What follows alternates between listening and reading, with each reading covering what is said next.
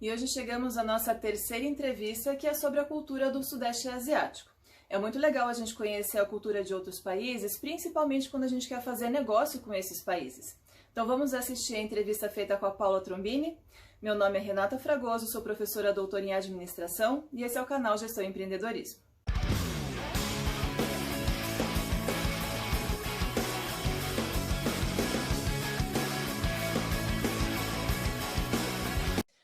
Oi, Paula, tudo bem? Como é que você está? Oi, Rê, tudo bom? Tudo bem. Onde é que você está nesse momento? Vamos lá, vamos começar por aí. Estou no Vietnã, na Ásia. São 7h51 da noite aqui. Que horas são aí, Rê? São 9h51 da manhã, 10 horas de fuso. Bom, a Ásia eu não conheço, né? Eu sou bem curiosa, assim, para saber como é o estilo de vida, porque é bem distante da gente, né? E conta um pouquinho, assim, para a gente como é que é morar no Vietnã, os outros países que você conheceu, o que que tem de diferente. Então, conta um pouquinho aí para a gente. Então, eu sou suspeita um pouco, Rê, porque eu realmente sou apaixonada pela Ásia. Eu não conhecia a Ásia até vir me mudar para cá. Eu conheci a Ásia quando eu vim conhecer o Vietnã para ver se a gente aceitava o projeto. Enfim, a gente se mudou por causa do trabalho do meu marido. E, assim, é uma experiência maravilhosa morar aqui, porque realmente, igual você falou que você tem muita curiosidade, é porque realmente é tudo muito diferente. Eu acho que a cultura é muito diferente, então impacta, é impossível não ser impactado quando você chega aqui.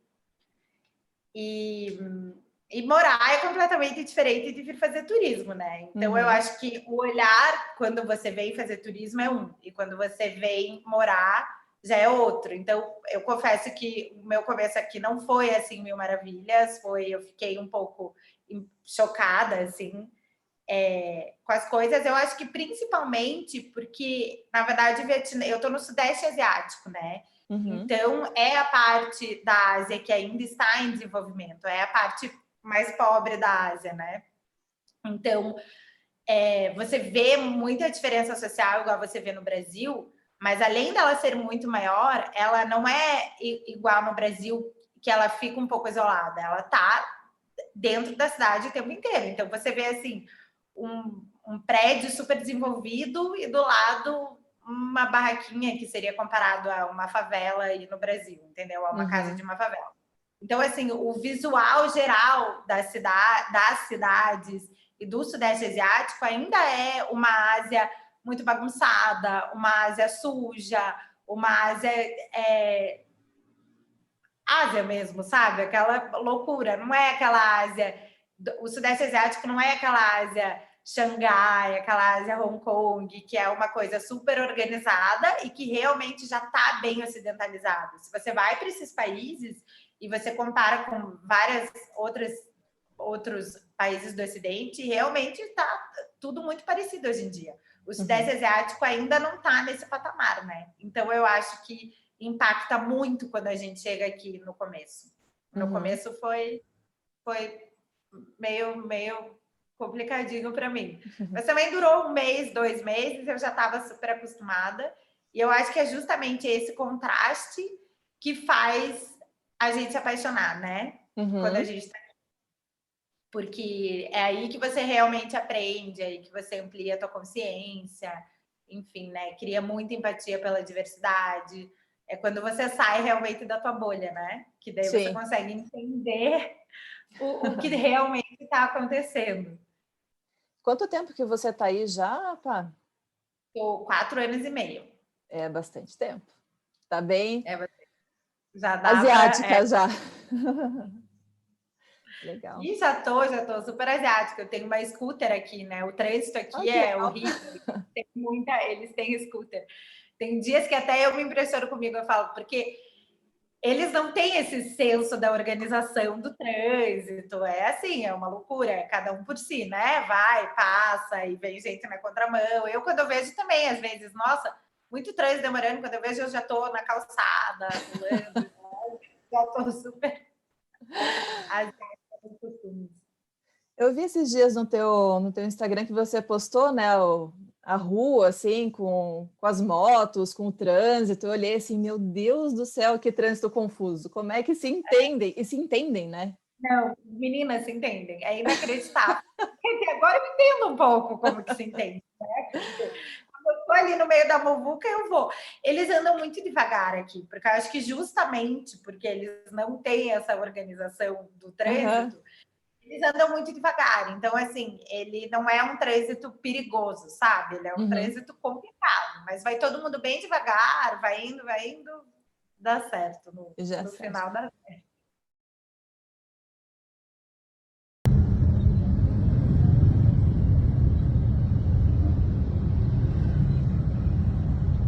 Do Vietnã, né, acho que o que fica muito distante aqui para a gente do Brasil é que o que a gente aprende do Vietnã na escola, por exemplo, é da guerra, né? Acho que é o único grande período assim que a gente fala, né, do Vietnã em específico.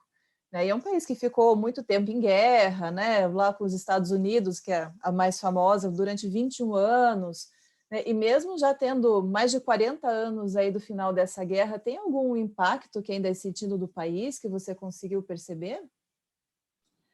Então, Rê, é assim, o Vietnã, o Sudeste Asiático como um todo, né, é uma área muito sofrida, né, é uma área que ela foi disputada por realmente a vida inteira, ela sofreu guerras, né, mas, igual você falou, a dos Estados Unidos, como é muito recente, ela ainda está muito viva em todo mundo, né, por isso que todo Uhum. mundo realmente lembra, pensa no Vietnã, já a primeira coisa que vem na cabeça é a Guerra do Vietnã.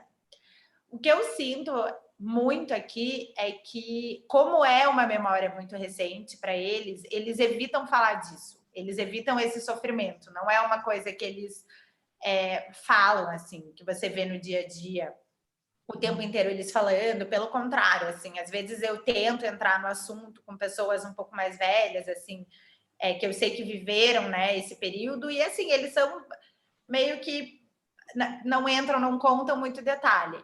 A Uhum. guerra do Vietnã, essa dos Estados Unidos, ela foi uma guerra que ela foi por regiões. Então, teve algumas regiões que realmente não foram tão afetadas assim Uhum. pela guerra, igual a gente vê nos filmes, né?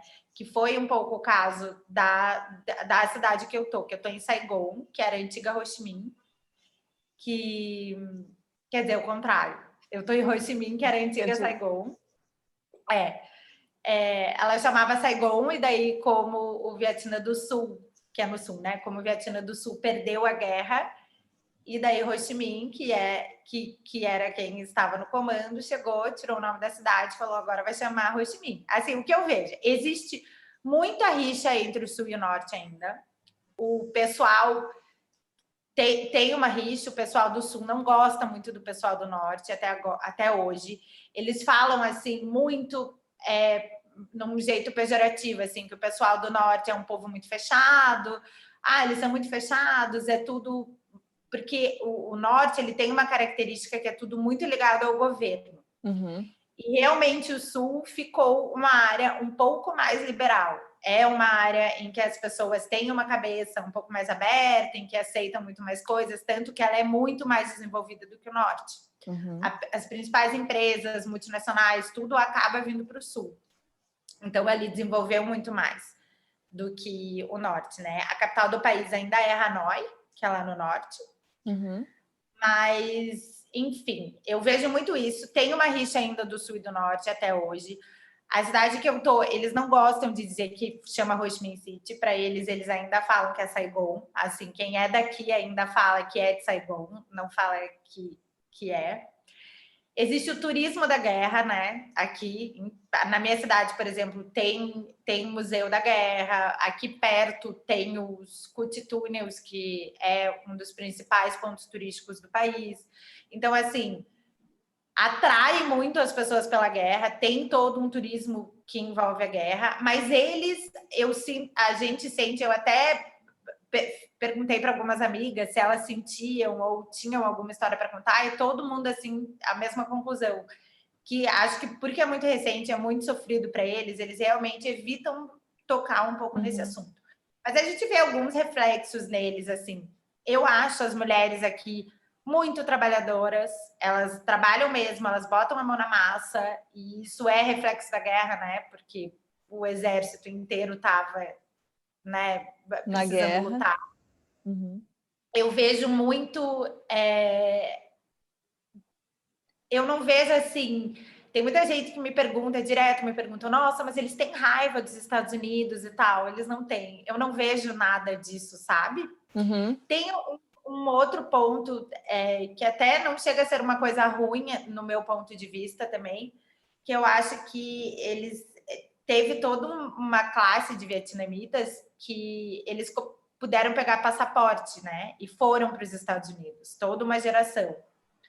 Então, e hoje em dia essa geração está voltando para cá para ajudar a construir o país, que eles se chamam de VQs, eles falam que eles não são vietnamitas, que eles são VQs.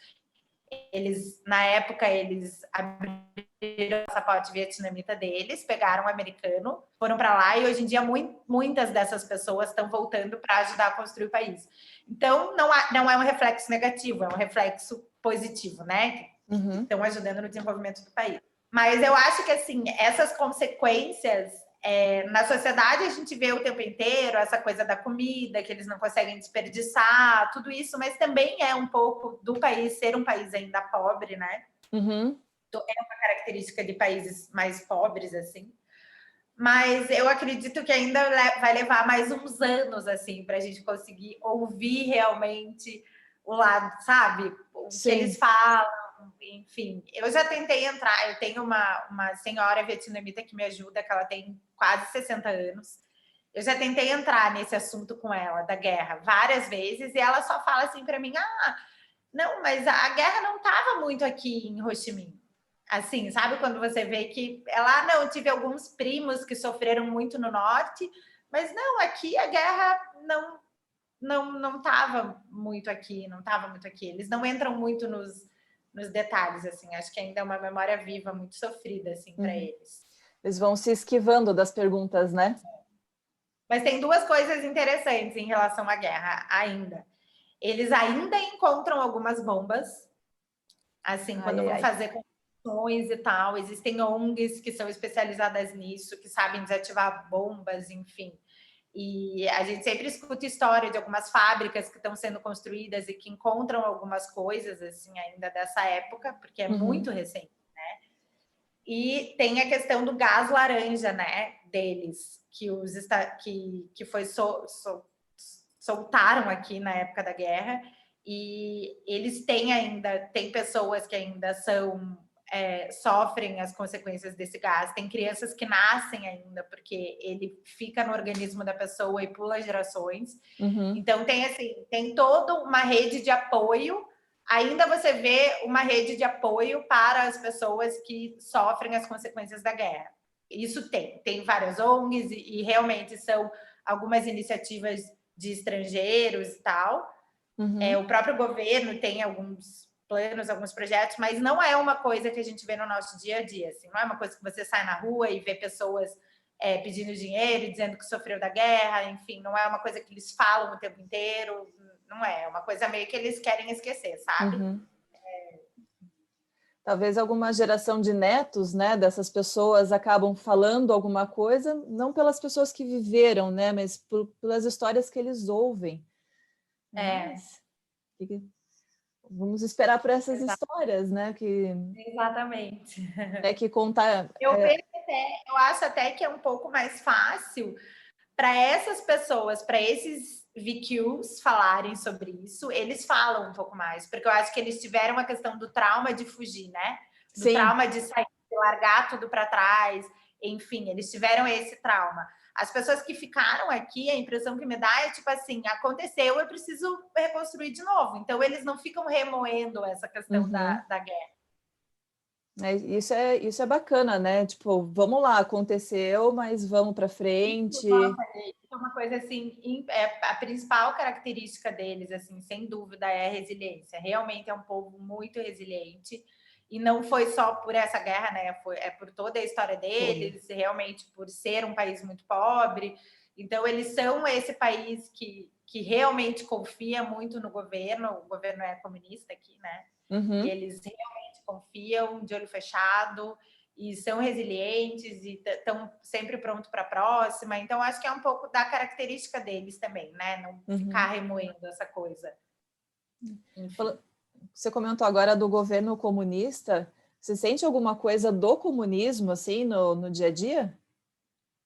Eu não sentia até o Covid, porque é um comunismo que tem o capitalismo super aberto. Então, assim, aqui não é igual à China. A gente pode acessar Facebook, todas as redes sociais, Netflix, tudo. A gente não sente a censura do jeito que a China sente.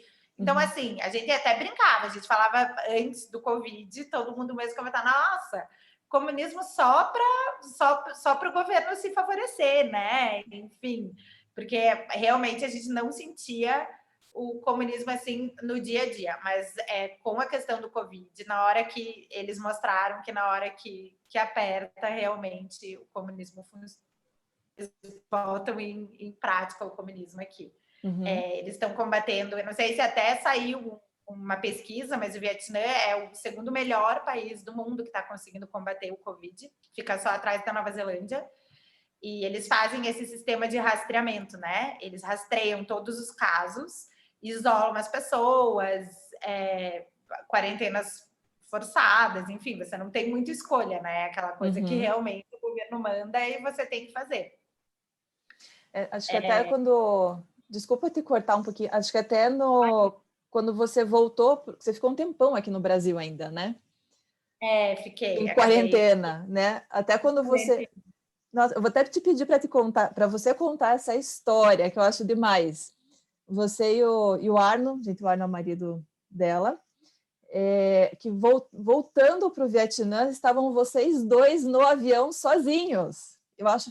Conta essa história que eu acho fantástica. Então, na verdade, o governo o país está super fechado, né, Rê? O país está lacrado praticamente. Assim, para você conseguir um visto para entrar agora, você precisa.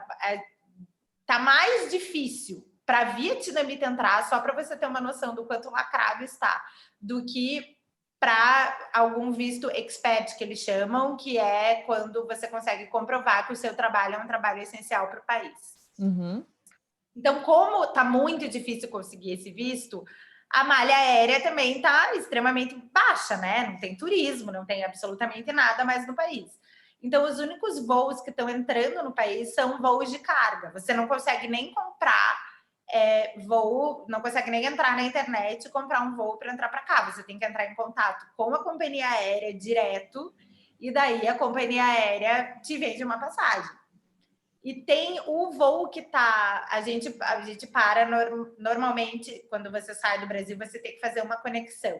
E os voos que estão entrando para cá, ou você faz... No momento, os únicos 2 companhias do Brasil para cá, que você consegue acessar Brasil para cá, as 2 desse jeito. Você tem que entrar em contato com os escritórios aqui do Vietnã, mostrar toda a documentação, comprovar, mostrar tudo do governo. São 3 cartas do governo, tipo, permitindo a tua entrada. E você precisa parar ou no Catar ou em Dubai. E o nosso voo era pelo Catar, né? O Catar e Dubai tá aberto para o Brasil. Então, o voo do Brasil para o Catar, até que não estava vazio, obviamente, porque todos os voos internacionais estão bem vazios, mas tinha algumas pessoas. Porém, o voo do Catar para o Vietnã, que são 7 horas e pouco de voo, não tinha ninguém. Nem, na verdade, nem a própria tripulação não acreditou, assim. Porque normalmente é difícil não ter ninguém. Normalmente vem, tipo, por mais que seja um voo de carga, né, um avião normal, um Boeing da Qatar normal, né? Então, normalmente eles trazem, assim, alguns experts, algumas outras pessoas que a gente conhece, que vieram, falavam, não, tinha 15 pessoas no meu voo, tinha 20 pessoas no meu voo, enfim. E no nosso voo não tinha ninguém, só eu e o Arno, e a gente estava na sala de espera normal, assim, você embarca normal, no portão de embarque normal, como se fosse um voo normal. E daí, até o Arno saiu para comprar uma bala, E eu tava sozinha. Daí ela chegou e falou assim: ah, aquele moço que tava sentado aqui tá com você? Daí eu falei: sim, é meu marido. Ela, então vamos embarcar. Daí eu falei: por quê? É só a gente, né, moça? Também tô chocada, ela falou. É só vocês dois.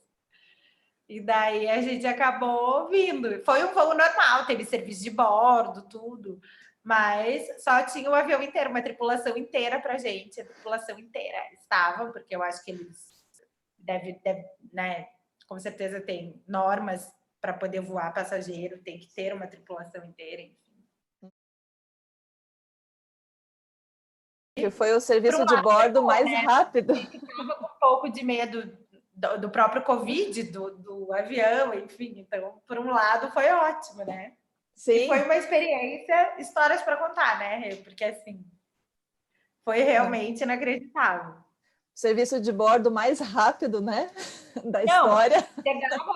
Eles chegavam até a incomodar, coitados, porque eles vinham a cada 1 hora perguntar se a gente queria alguma coisa, sabe? Não querem isso, vocês não querem aquilo. Que demais. Daí vocês chegaram no Vietnã e tiveram que cumprir uma quarentena, um isolamento de 15 dias que vocês ficaram no hotel? Todos esses expats que estão entrando no país precisam ficar em hotel, né? Você fica em hotel. Tem alguns hotéis que são liberados pelo governo, que daí estão dentro de todas as normas, enfim, você não pode sair do quarto. E todo dia vão medir sua febre, você faz alguns testes. A gente fez 2 testes no período de 15 dias, daí os 2 deram negativos, a gente estava isolado, e daí a gente saiu e vida normal, né? Porque daí estava sem transmissão comunitária, que fala. Uhum. E agora o Covid tá assim aqui, né? Ele fica normalmente uns 2 meses sem transmissão comunitária, então daí começa a vir meio progressivo, assim, né? O uso da máscara é um uso que praticamente ele já existia antes, então foi muito fácil implementar a obrigatoriedade. Hoje em dia é obrigatório, eles têm pena, inclusive, se não pena de cadeia, mas de multa, né? Uhum. Se você não usa nos lugares públicos, enfim. Mas é uma coisa assim que isso é uma característica também muito forte do povo asiático em geral, né? É um povo que pensa muito no coletivo. Uhum. Então, eles respeitam demais o próximo. Então, é assim, realmente falam para usar máscara, realmente as pessoas usam máscara. Assim, é inacreditável. Você não vê ninguém, é da noite para o dia. Você não vê ninguém não usando máscara. Até outro dia eu estava conversando com uma vietnamita e ela falou para mim: você sabe que a história da máscara agora me lembrou muito a história quando o Vietnã implementou a lei para as pessoas precisarem usar os capacetes na moto. Ela falou que foi da noite para o dia, que saiu a lei da noite para o dia. Ela falou: eu acordei e estava todo mundo usando capacete. E é assim, realmente eles pensam muito no coletivo. Obviamente, tem a questão do governo comunista, que é um governo opressor, né? Então, as pessoas têm medo também. Uhum. Mas, então, é isso aí. Então, daí, assim, acontece um cluster ou outro que acaba escapando o vírus de alguma pessoa que estava na quarentena, essas pessoas que acabam ficando com o vírus e o vírus, né? Mas eles já rastreiam, eles isolam todo mundo, eles testam em massa. Para você ter uma noção, assim, uma pessoa que está contaminado, ela leva em torno de umas 400 pessoas para quarentena, porque eles rastreiam todo mundo que teve contato com a pessoa e todo mundo que teve contato com a pessoa que teve contato. Entendeu? Nossa, e eles só vão liberando e depois que os testes vão dando negativo. Isso é bacana. Você pega um avião com alguém que deu positivo. Toda a população, todo mundo, eles isolam todo mundo, quarentena, enfim, teste em massa e só vão liberando quando vai dando negativo. É traço cultural, né? Tudo bem, né? O governo é comunista e tal, mas a população obedece, né? Segue, pode ser pelo medo ou não, mas é um traço bem cultural, né? Do asiático, como você colocou, de pensar nesse coletivo. Pegando o gancho dessa cultura, vou falar um pouquinho da cultura da Ásia, que eu fico olhando ali no teu Instagram, eu acho demais aquilo ali. O vietnamita, ele fala inglês fluente ou não? É Não, fácil? ele não fala inglês fluente, mas eles são muito abertos. Tem os VQs, né? Que são, em sua maioria, assim, os estrangeiros não passam muito aperto, Uhum. justamente porque a gente acaba vindo para trabalhar em trabalhos mais essenciais, assim, né? Como é um país muito pobre, acaba que eles precisam de pessoas ainda estrangeiros, assim, Uhum. para vir trabalhar em algumas áreas mais essenciais. Então, normalmente, os vietnamitas que estão nesses negócios são vietnamitas que também tiveram uma educação mais internacional, então a gente acaba que não tem tanta dificuldade. Essas pessoas todas falam inglês. Uhum. Mas o que eu sinto no dia a dia mesmo, nos serviços, e taxista, e, enfim, garçom e tal, é que o vietnamita é um povo muito aberto. E eles sabem da importância de construir o país. Então, eles sabem o quanto é importante eles falarem inglês. É muito diferente, eu vejo. Eu já viajei para vários países aqui da Ásia, né? E, por exemplo, você vai para o Japão, você chega em Tóquio, cidade que é super o visual e tudo é super internacional, é super cosmopolita, tem todas as marcas, tem tudo assim. E eles falam muito pouco inglês, mesmo em Tóquio, muito pouco inglês, porque é um povo muito fechado para a cultura externa. É um povo muito fechado para a cultura externa. O vietnamita não é um povo muito fechado. Acho que por ser um país pobre, eles aceitam muito a cultura de fora, inclusive eles acham o máximo e querem copiar, enfim. Então, eles são muito abertos. Então, assim, é difícil a comunicação, mas eles não te tratam mal, nem nada. Eles tentam, você fala no Google, enfim, e daí vai, sabe? Uhum. Mas não é um povo, assim, que fala super inglês. É complicadinha essa parte da Vai ali no comunicação. Google, na mímica, né? E a gente se Daí uma entende, hora né? vai. Sim.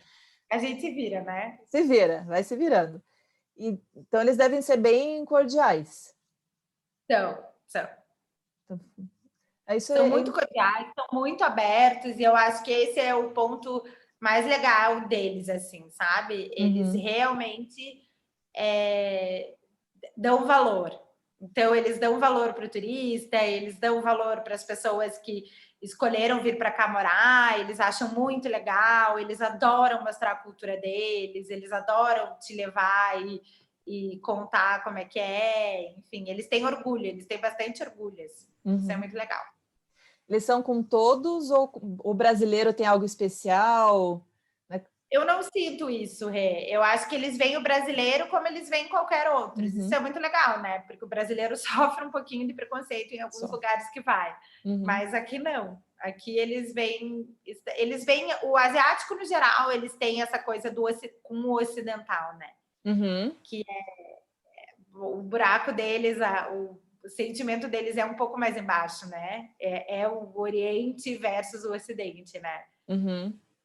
Então, para eles, o Ocidente, no geral, eles têm essa admiração até, essa coisa de querer absorver, de querer contar, essa troca, é bem legal. Eles devem até, bom, eles têm a consciência de que é bem distante, né? Assim como a gente é distante deles, acredito que eles também acreditam que a gente é muito distante, né? E acaba gerando a curiosidade. Pelo menos quando eu viajo, agora não, né? Pandemia não dá, mas viajar para fora do Brasil, nossa, como a gente, eu pelo menos fico super curiosa para conhecer, né? Eu fico assim, meu Deus, olha que legal, né? Eu fico bem Comigo admirada, assim.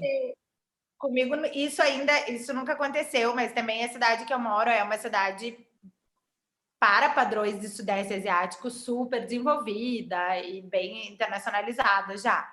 Mas eu tenho algumas pessoas que me contam histórias assim, que vão para o interior visitar fábricas, alguma coisa assim, e que as pessoas pedem para tirar foto, pedem para que é novidade ver a pessoa, sabe? Principalmente pessoas loiras. Uhum. Diferente do padrão deles, né? Exatamente. Bom, o Vietnã, ele é um mercado emergente, né? Principalmente a parte sul, né? Como você colocou, que é mais liberal, mais aberto e tal. O Vietnã, ele tem uma importância relevante, assim, para o Sudeste Asiático como um todo? Ele hoje em dia é o terceiro maior PIB do Sudeste Asiático, e como ele fez muito bem agora na pandemia, ele ainda mesmo com a pandemia, ele cresceu quase 3% o PIB o ano passado. Então ele tá nesse momento, sabe? Assim, todo mundo está falando do Vietnã no Sudeste Asiático, que ele performou muito bem em função da pandemia, que realmente foi extremamente controlada, teve períodos grandes de sem transmissão comunitária, onde todo mundo viveu super normal, e continuaram produzindo igual e exportando, enfim, né? Uhum. Então, e é um mercado que está em crescimento constante, né? É a bola da vez, assim. Eu vejo aqui na Ásia que realmente tem muitas fábricas da China vindo para cá, muitas. Até a Apple anunciou até. Olha. Então, é um país bem forte em manufatura, né? Uhum. E hoje em dia é o terceiro maior PIB, mas eles acreditam que vai ser o primeiro agora do Sudeste Asiático. Ai, que legal. E como é que, por exemplo, se alguém se interessar assim, bacana o Vietnã e tal, é difícil fazer negócio com eles? Né? Eles são abertos ou tem um processo mais burocrático assim? Eles são bem burocráticos, o processo é bem burocrático e eles são bem corruptos aqui, né? Eu acho que isso também é característica de país que tem diferença social muito grande, né? Uhum. Eles são super corruptos, e governo comunista, eles são super corruptos, então, assim, eles não são muito transparentes. Então, não é a coisa mais fácil do mundo, eu acho, quando você não está aqui fazer negócio com eles, né? Quando você ainda não sabe jogar o jogo deles. E tem o problema da língua também, que se você não for lidar com empresas multinacionais e muito grandes, com as empresas menores e tal, vai ter um probleminha de comunicação aí também. Mas eu vejo muita oportunidade. Vejo assim, realmente acho que é a bola da vez e do futuro. Vejo muita oportunidade para investimentos locais, inclusive. É um país que como o PIB está em constante crescimento, ele realmente, qualquer coisa que você vê que chega aqui ou que abre, é muito difícil não dar certo. Você vê a economia girando mesmo, interna. Então, eu vejo muita oportunidade o tempo inteiro aqui.